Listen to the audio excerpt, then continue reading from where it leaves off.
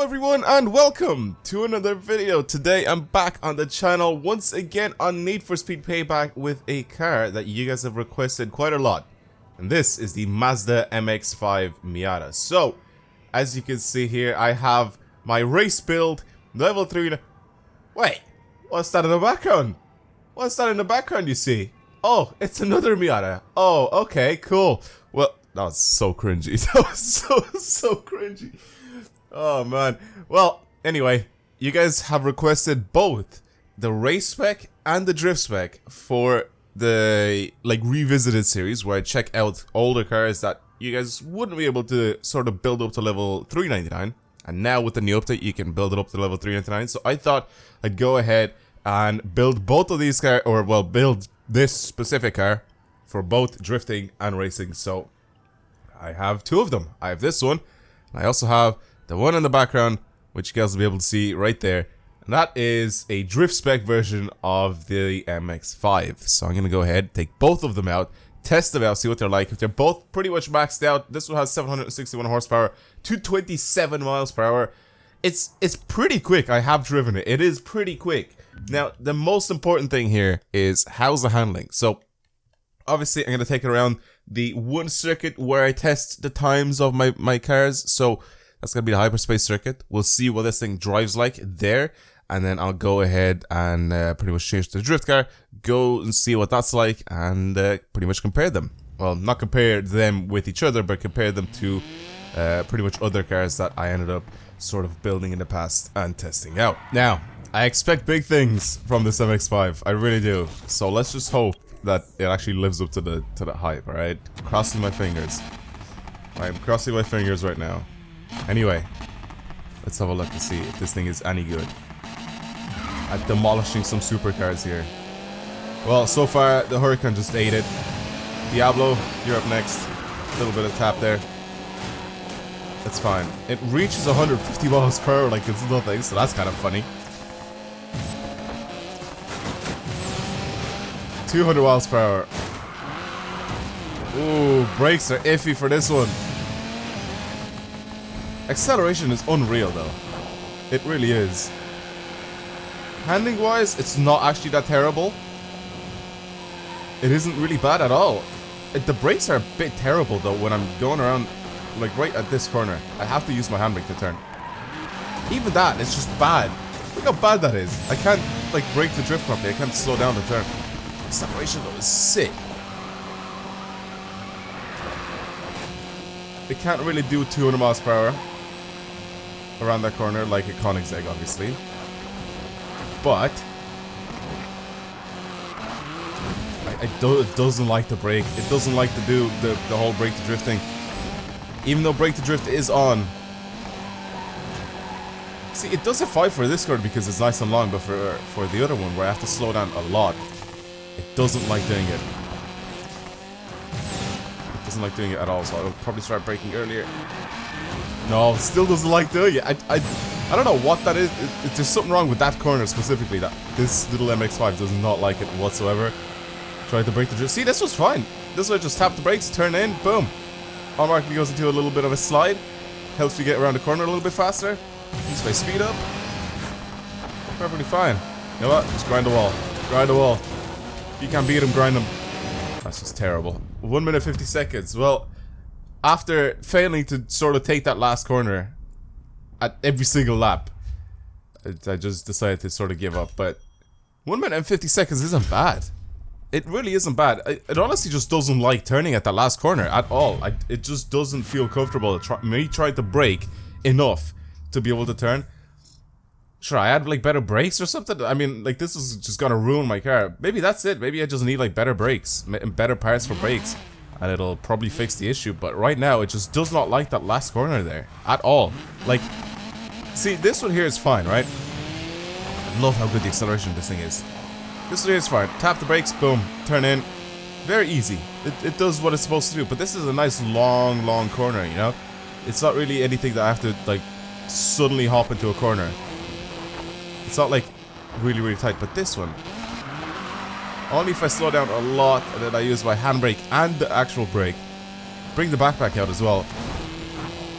and then it'll start sliding nicely around that corner. But this one, again, it's a nice long corner, so it doesn't really need to be that agile or anything here. Maybe it's like they're really thin tires or something. Maybe I honestly couldn't tell you because I don't know what the physics are like this thing. And this again, see, like it just doesn't like slowing down that fast for a corner. It doesn't feel comfortable doing that. So maybe if I have better, brakes parts, it would probably be a little bit better. So yeah, end result of this thing, it's very fast. It's very, very fast. It doesn't like really tight corners apparently. It doesn't like me braking for them or anything like that. Why does the design just always disappear off the cars? I hate that so much in this game. It's just such a stupid glitch. It's such a dumb glitch that like you have a design on your car so you can actually use it and make it look good, and not to just get rid of it completely off your car. Anyway, let's go ahead, do the drifting around the block thing, and we'll swap over to the other MX-5 and then see if that thing is any decent. Is it good enough to sort of squeeze out even 2 million points if I do decide to sort of cheat my way around or sweat my way around, as I usually say it. But we'll see. We'll see what it's like if it is driving normally. I'm expecting big things from it as well. I'm really expecting some good stuff happening right here. Alright, don't let me down, MX-5.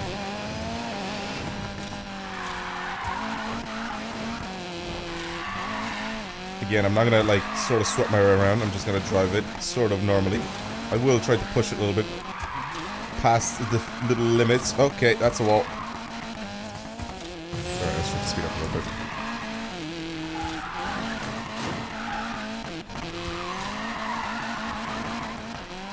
What is it like to drive? It's very easy. It likes to manage you pretty easily as well, so that's kind of cool.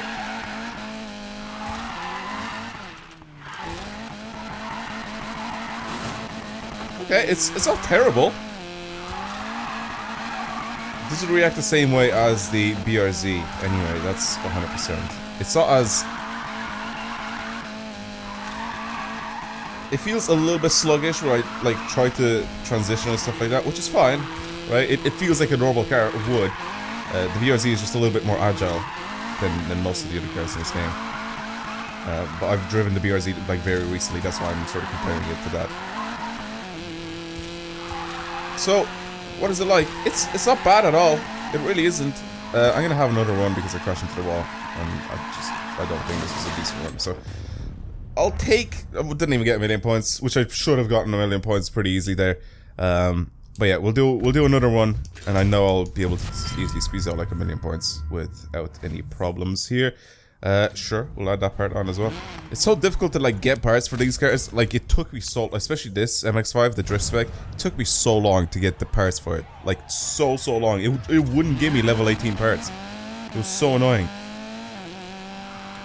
I just had to wait for the shop to like reset, and only then I was able to get like level 18 parts.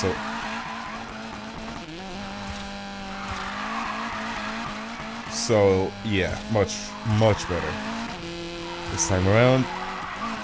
Not crashing into anything, and even if I do, it's just a little bit of a scrape of some of the cars, but not any of the walls. So that will just completely take away my multiplier. Yeah, it's definitely not as agile as the BRZ. Or some of the other cars in this game. There's very few cars that are like really agile, and I can transition pretty much like almost instantly as soon as you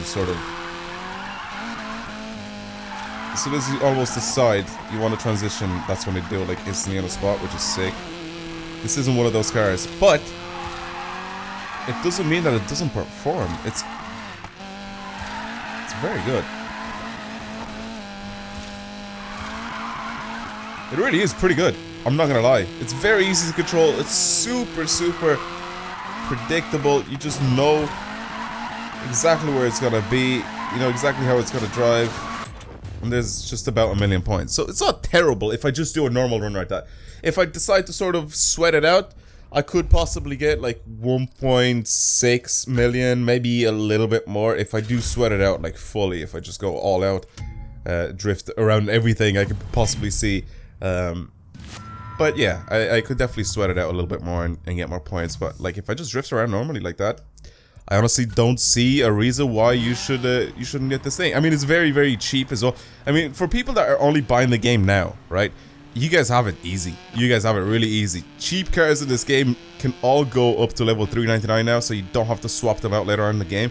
So if you buy something cheap like this MX-5, you can have it as a level 399 and get stupid points with it, or stupid speed with it, which is great, you know?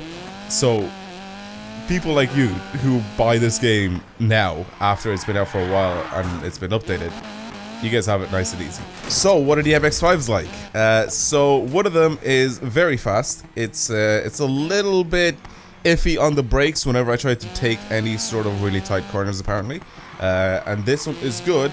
Responsiveness isn't the best, so it wouldn't transition as quickly as I wanted it to for some of the corners, and it would take a little bit of time to be able to, like, because what's the transitions, right? When it like goes and turns straight, right? So if I'm like sort of sliding around like this, and then it transitions and I'm sort of like at this angle, I'm not getting any points. So if I transition fast from left to right, that'll keep my points going faster and faster, and it'll keep my multiplier higher all the time. It'll constantly keep it on 4. You guys know what I mean? So when it transitions from like left to right whenever I'm sliding, and I'm trying to manji, or whenever I'm trying to like take a corner and then I have to turn the other way for a different corner, it like continuously keeps my points up and keeps my multiplier at 4. You know what I mean? So that's kind of like really important to have your car transition very quickly. So that's why I really love the BRZ. I've always loved it as even just as a level 299 car. Like it was just a beast. But anyway, that's pretty much it for me. Thank you guys very much for watching. Hopefully you've enjoyed today's video. If you did, don't forget to like it, and also don't forget to subscribe to the channel if you want to see more videos like this, of course. And yeah, again, this was requested by you guys. This revisited episode where I sort of revisit some of the older cars that I've built, and you know, bring them back up to level 399 and see what they're like. So I have gotten a lot of requests for a bunch of different cars for this little series, so I will continue to make them. But if you guys want to see anything else specific that I haven't actually done yet, don't forget to leave them down in the comments below. I will continuously read the comments, and I'll continuously make videos on these cars. So yeah, thank you very much for watching again, and I'll see you guys next time. Goodbye.